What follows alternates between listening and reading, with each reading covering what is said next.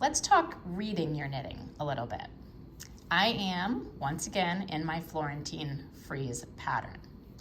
Now, sometimes if you are either not used to reading charts and you're working by a chart, or you're working by the written instructions and you've done your first rows 1 through 10 and now you're on rounds 11 through 20 and you've switched the colors and you haven't made notes with your pen or pencil on your pattern or in Knit Companion if that's what you're using, and you want to be able to eyeball your work as you go so that you can catch mistakes earlier and make a conscious decision whether or not you're going to let that mistake ride or you want to go back and fix it.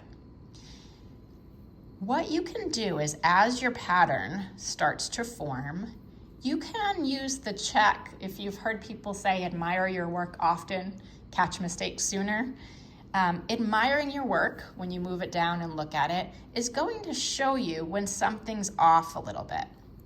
So in the case of Florentine frieze, the way that the pattern is written is you really have these aligned in a stack. Some patterns you'll have, whether it's lace or mosaic colorwork, you'll have them where they alternate. So you'd have something here and then it would be here and then it would be back to here. This one, it's all in a line.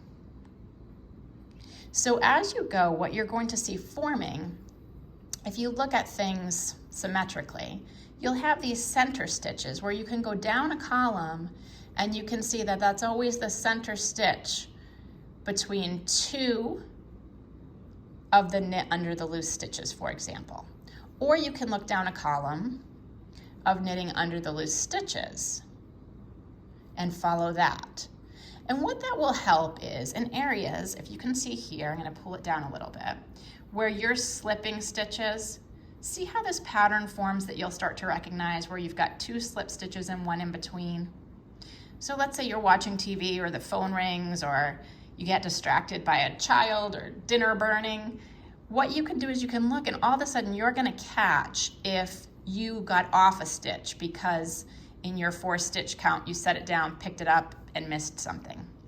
If you can tell, I'm speaking from experience. So I a couple times have gone back in the row because I've missed where I was, but I've noticed before I've started the next round that I'm off. And if you only have to tink back 1 row, it's not such a big deal.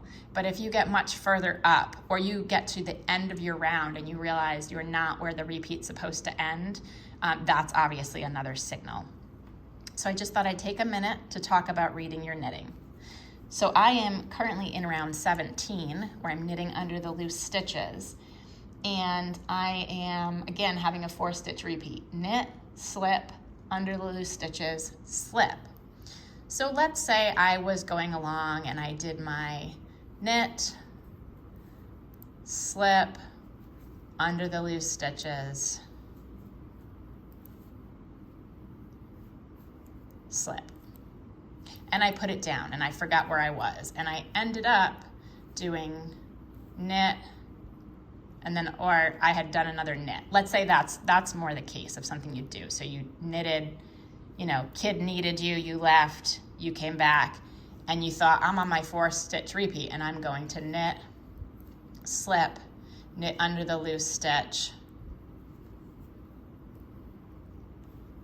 and slip. Now you might think you would notice because you're knitting under the loose stitch, but if you can see, I could go merrily along and finish my round. When I got to the end of the round, I would realize that I'm off and I'd have to tink all the way back.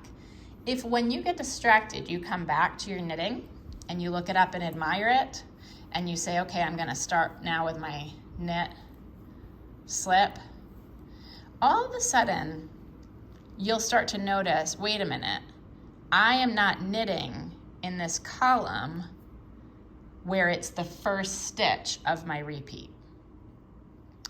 So before you get to the end, you might look and go, oh, and that doesn't look exactly centered. That looks a little bit off. Whereas this one, I can see that's centered.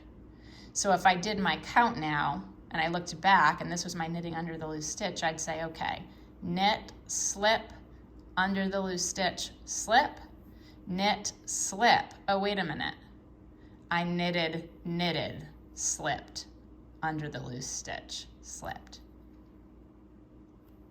So that's just a little tip on how to go back, look at your knitting, read your knitting, admire your knitting, and catch the mistakes.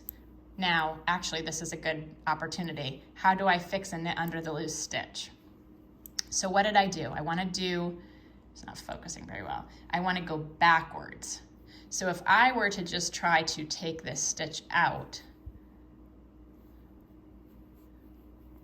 I could do that, but see how I'm now still under the loose stitch? So what I want to do is one of two things.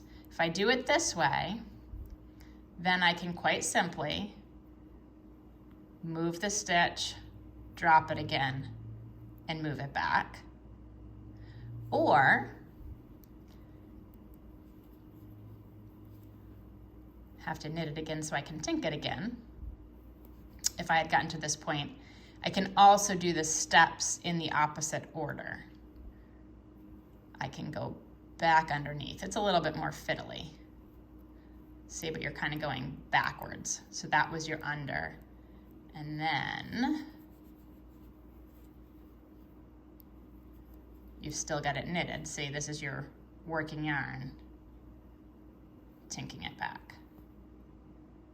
Okay, so there was sort of a lot there, but hopefully that's going to help some of you if you're in that point and you're uncomfortable tinking back a knit under the loose stitch. And if you remember, this is where I need to get back to. This is where my initial mistake was.